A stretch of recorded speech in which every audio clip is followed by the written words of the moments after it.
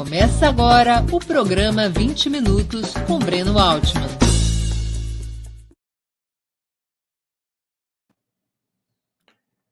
Bom dia! Está começando mais uma edição do programa 20 Minutos. O tema de hoje: qual o objetivo de Ciro Gomes? Nós vamos discutir o papel, as metas, a estratégia de um dos principais políticos brasileiros, o ex-prefeito de Fortaleza, ex-governador do Ceará, ex-ministro dos governos Itamar Franco e Luiz Inácio Lula da Silva, Ciro Gomes, hoje no PDT e pré-candidato a presidente da República para 2022.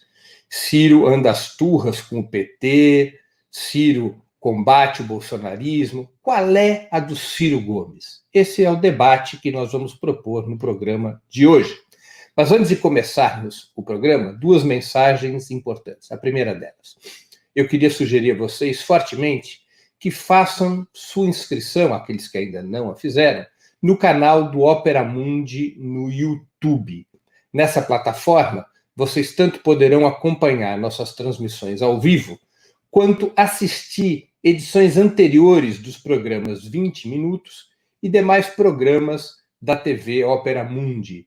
O YouTube é uma plataforma muito mais amigável para assistir vídeos, para fazer comentários, para poder interagir com os nossos programas. E não se esqueçam, ao fazerem sua inscrição no canal do Opera Mundi no YouTube, de marcar o sininho. Marcado o sininho, vocês serão avisados todas as vezes que novos programas nossos ou de nossos parceiros forem ao ar.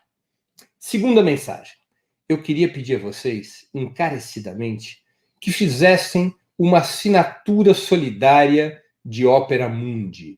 A assinatura solidária é um pequeno valor mensal que nossos espectadores e leitores pagam para que nós possamos ter os recursos necessários à sustentação e ao desenvolvimento de um jornalismo independente, de qualidade. Para que nós tenhamos os recursos necessários à batalha cotidiana de ideias e informações contra a imprensa de direita, cada vez mais manipuladora e mentirosa. Vocês poderão fazer uma assinatura solidária no endereço que está na tela, www.operamundi.com.br/apoio. Eu vou repetir, www.operamundi.com.br/apoio. Façam agora mesmo uma assinatura solidária. A assinatura solidária é o principal instrumento de financiamento do Opera Mundi. A assinatura solidária, por sua própria natureza, é um instrumento que garante a independência de Opera Mundi frente ao poder econômico. Dadas essas duas mensagens, que são muito importantes para nós, vamos começar a exposição de hoje. Qual o objetivo de Ciro Gomes? Vamos antes lembrar um pouco a história desse importante político. Ciro Gomes começou, junto com seus irmãos, nas fileiras conservadoras, na política regional do Ceará. Era um político moderno, um político jovem, mas que não tem, na sua juventude, uma tradição de esquerda. Ao contrário, Ciro Gomes se vincula com uma fração mais renovadora, mais ativa das elites do Ceará contra os velhos políticos daquele estado. É nesse momento que ele estabelece sua aliança com uma das figuras mais importantes do que viria a ser o PSDB. Ele estabelece sua aliança com Tasso Gereissati. Tasso Gereissati seria eleito governador do Ceará, derrotando a oligarquia dos Távoras. Tasso Gereissati representava efetivamente um setor mais moderno das elites cearenses. Tasso Gereissati, naquele momento, era uma das grandes figuras do PSDB, quando o PSDB surge como uma ruptura do PMDB durante a Constituinte de 1988. Graças a essa aliança com Tasso Gereissati, que era uma espécie de tutor de Ciro Gomes, esse importante político sobre o qual estamos hoje debatendo, chegaria a ser prefeito de Fortaleza, depois governador do Ceará e, finalmente, seria ministro do governo Itamar Franco. Ciro Gomes, como ministro do governo Itamar Franco, seria uma peça importante na construção da candidatura de Fernando Henrique Cardoso para presidente da República em 1994. Ciro Gomes seria era uma peça importante naquele esquema dos tucanos para a eleição de Fernando Henrique em 94, depois na reeleição de Fernando Henrique em 98. Aos poucos, Ciro Gomes iria se afastar dos tucanos. Ele iria romper com aquele bloco neoliberal que emergia sob o comando de Fernando Henrique Cardoso. Ciro passaria a ter uma postura crítica, uma posição crítica em relação à política econômica desenvolvida por Pedro Malan, que foi ministro da Fazenda do governo Fernando Henrique, nos 2 mandatos de Fernando Henrique. Essa dissensão de Ciro Gomes o levaria a ser candidato a presidente da República em 2002 contra José Serra, mas também contra Lula. Ciro Gomes se apresentou como uma candidatura centrista e uma candidatura que teve um certo crescimento durante o período eleitoral. Ciro Gomes, como todos sabem, não iria para o segundo turno, mas no segundo turno apoiaria Lula. Depois de ter passado pelo PDS, pelo PSDB, pelo PPS, que foi o partido que apresentou sua candidatura em 2002, Ciro Gomes migraria para o PSB e, nessa condição, depois das eleições de 2002, quando apoia Lula no segundo turno, ele integraria o ministério de Luiz Inácio Lula da Silva, o ministério do primeiro governo de Luiz Inácio Lula da Silva. Seria um ministro do interior de Lula. O seu partido de então, o PPS, rompe com o governo Lula, Ciro iria para o PSB, e no PSB ele participaria do governo Lula, do primeiro e do segundo mandato do governo Lula, cumpriu um papel importante, foi um apoiador firme, um colaborador leal do ex-presidente, um ministro competente.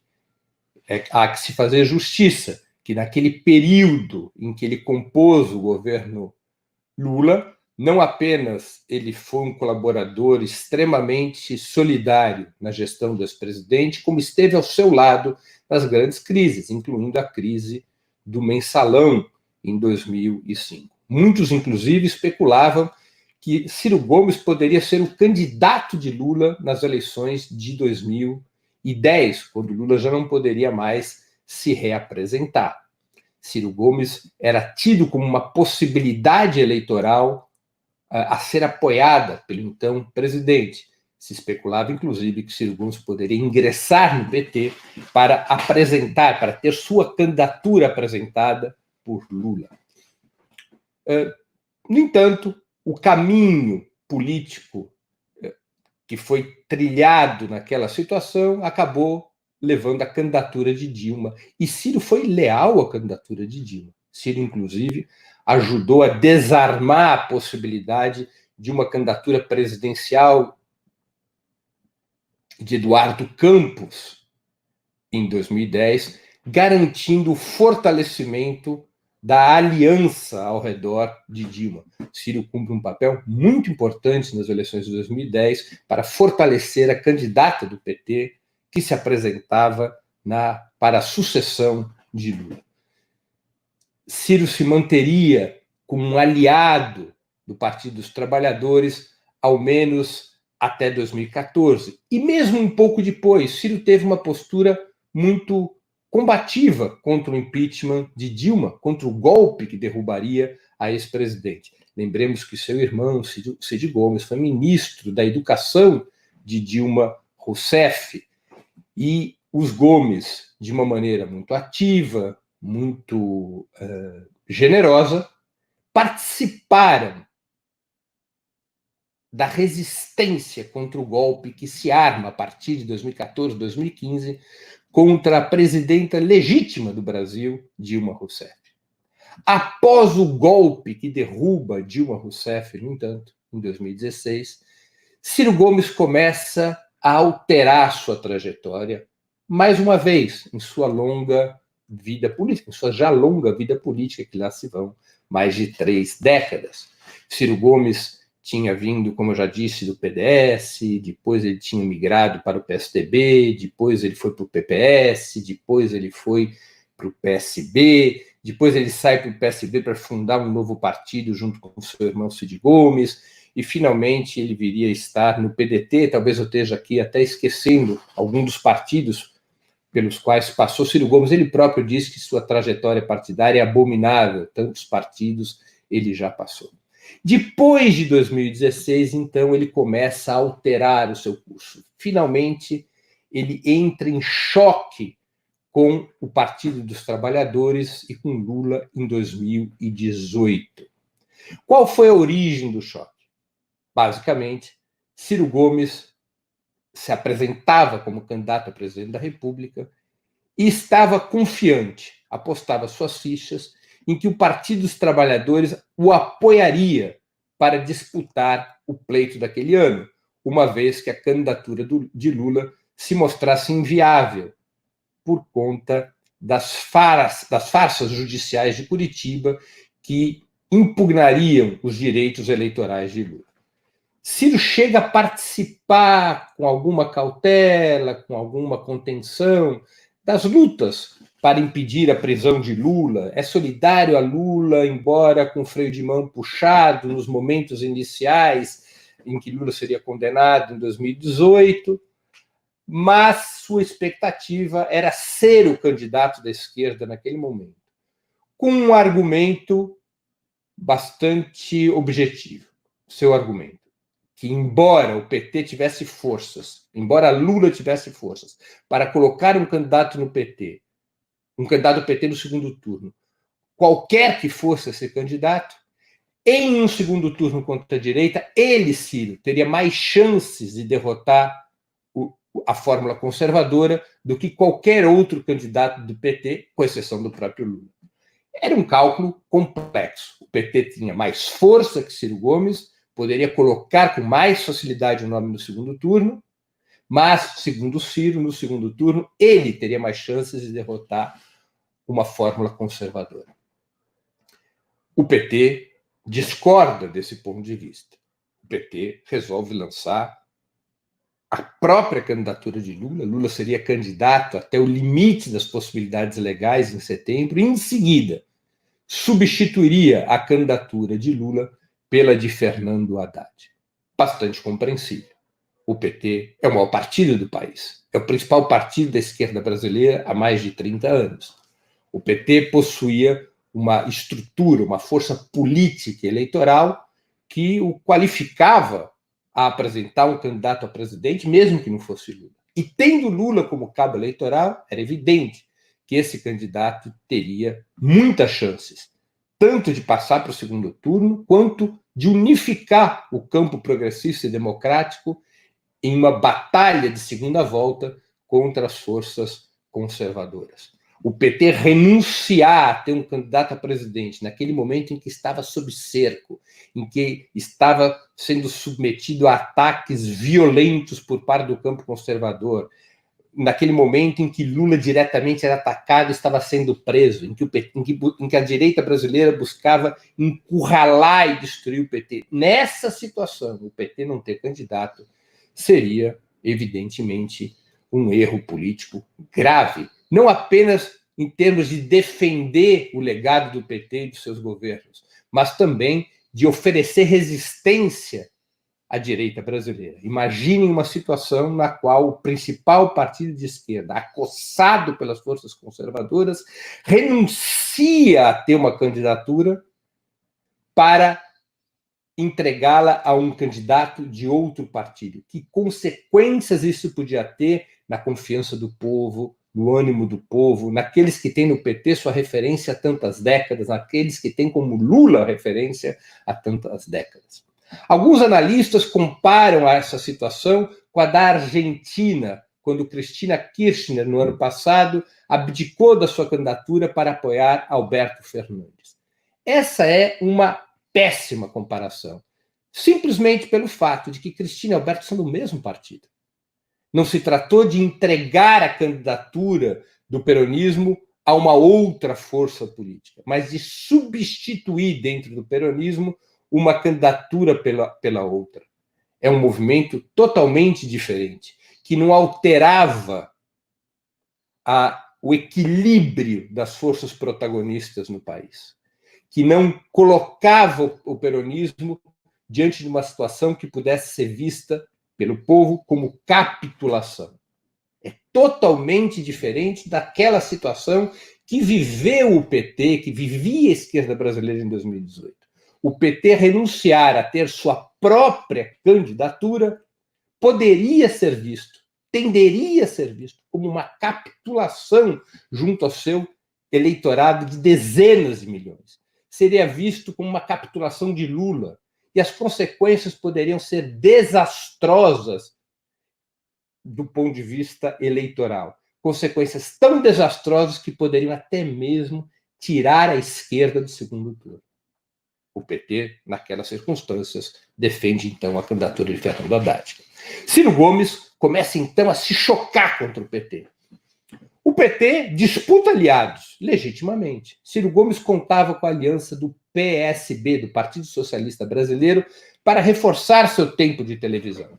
O PT faz uma jogada tradicional, uma jogada legítima. O PT propõe ao PSB que o apoio ao candidato à reeleição, Paulo Câmara, ao governo de Pernambuco, em troca do PSB não apoiar o Ciro Gomes, de tal maneira que o tempo eleitoral do PT se mantivesse superior ao de Ciro. Faz parte do jogo eleitoral. Ciro se irrita, Ciro considera isso um golpe, Ciro começa a se enfurecer contra Lula. Ocorre a eleição presidencial e o resultado do primeiro turno era o esperado. Quem passa para o segundo turno é Fernando Haddad, com mais que o dobro, quase o triplo dos votos de Ciro Gomes, representando a força do PT. Fernando Haddad vai ao segundo turno e perde as eleições para Bolsonaro. Ciro Gomes, numa atitude sectária, numa atitude que mostrava já o seu veneno contra o PT, vai a Paris. Seus eleitores, majoritariamente, votam em Fernando Haddad, justiça seja feita. Em ampla maioria, os eleitores de Ciro transitaram para Fernando Haddad. Mas Ciro Gomes tem uma atitude muito questionável. Não dá batalha, não participa do processo eleitoral. Vai a Paris.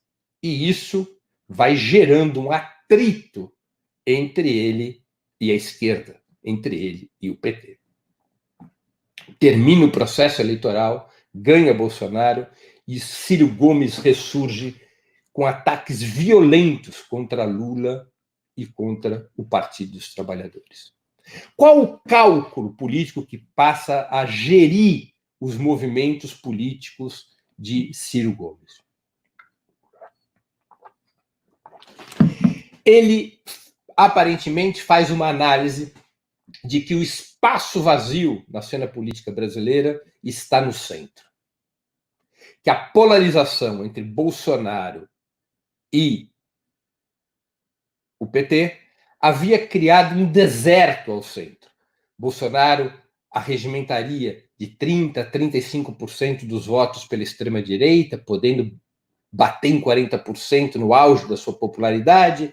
Fernando Haddad, ou qualquer candidato do PT, ou Lula, ou qualquer outro nome apoiado pelo PT, teria outro terço, 30%, 35%, e você teria uma faixa central de 30% a 40% dos votos que estaria abandonada em função da destruição das forças da direita tradicional nas eleições presidenciais de 2018, com a péssima performance de PSDB, DEM, Partido Novo, que juntos já haviam chegado a 10% dos votos, com Alckmin, com Amoedo e outros tantos.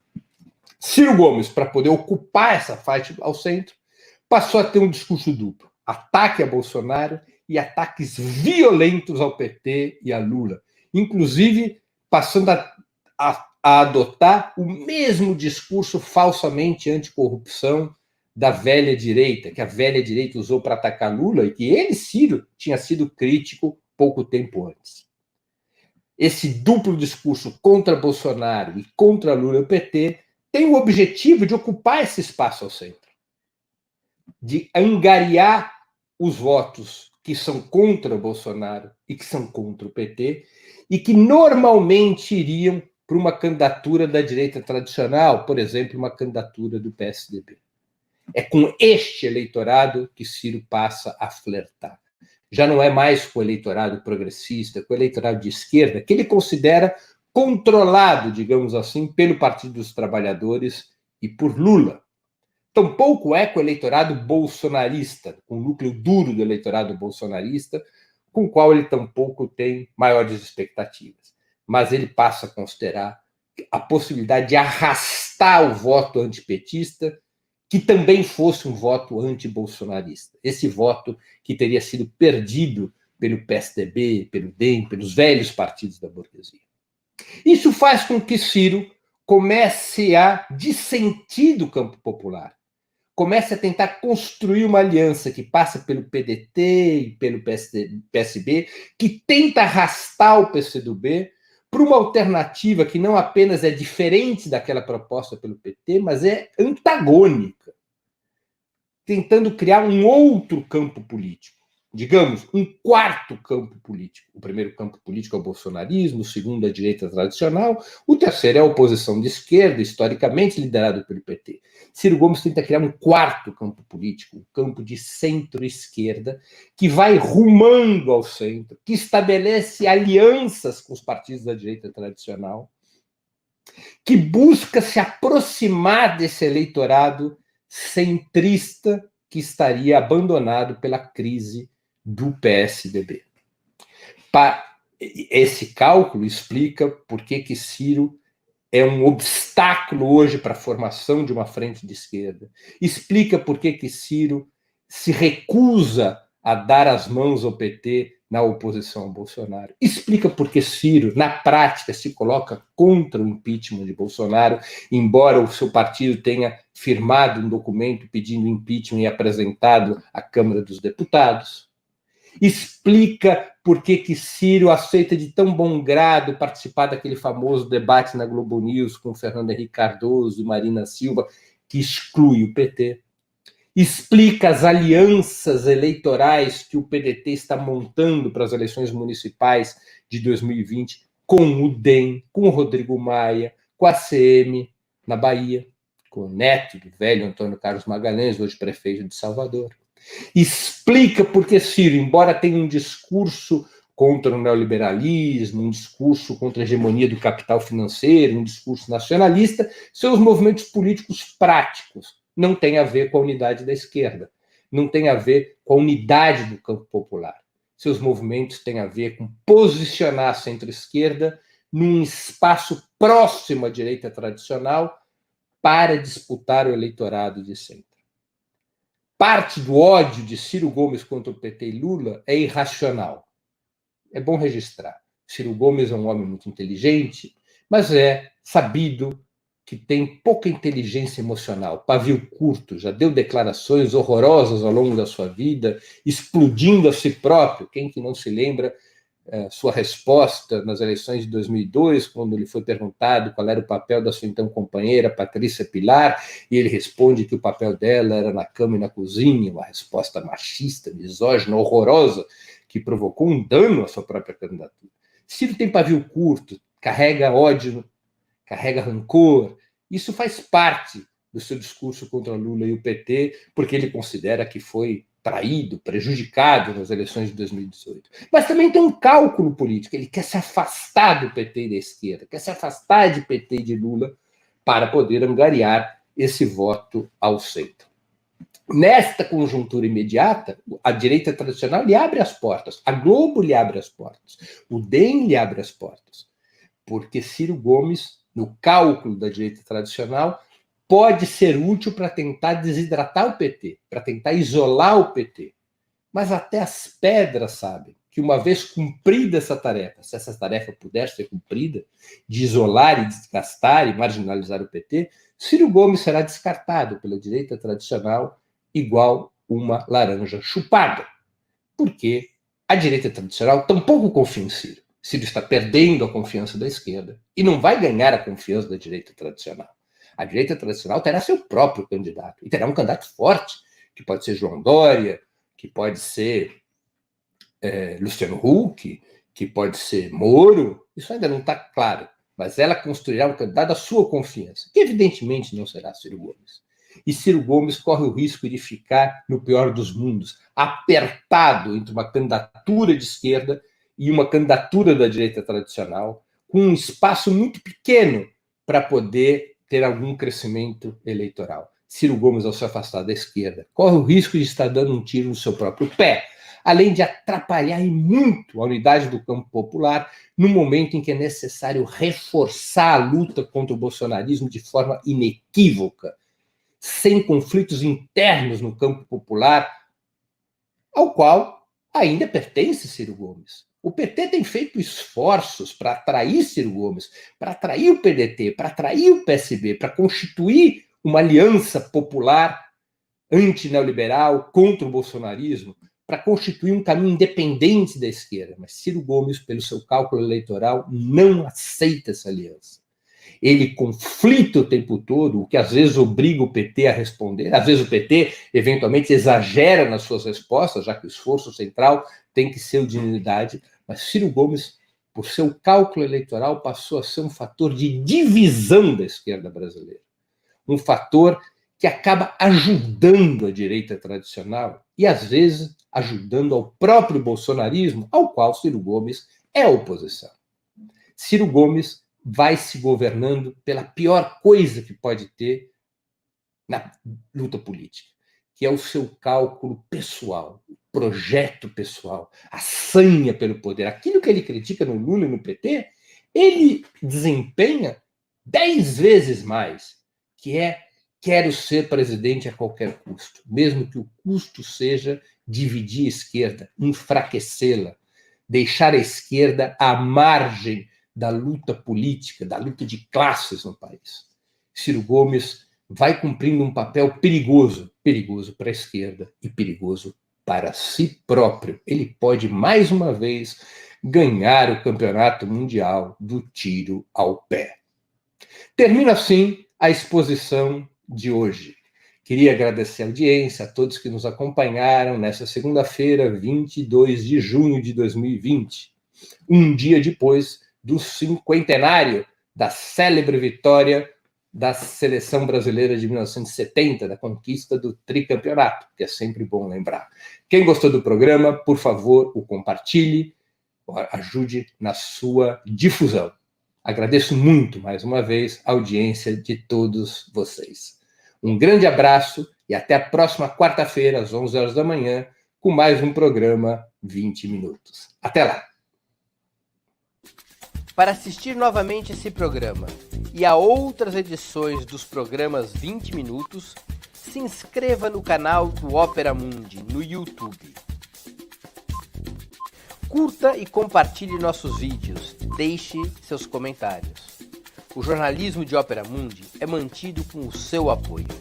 Faça uma assinatura solidária em www.operamundi.com.br. Com um pequeno valor mensal, você nos ajuda no desenvolvimento de um jornalismo independente e de qualidade. Obrigado pela audiência e até a próxima.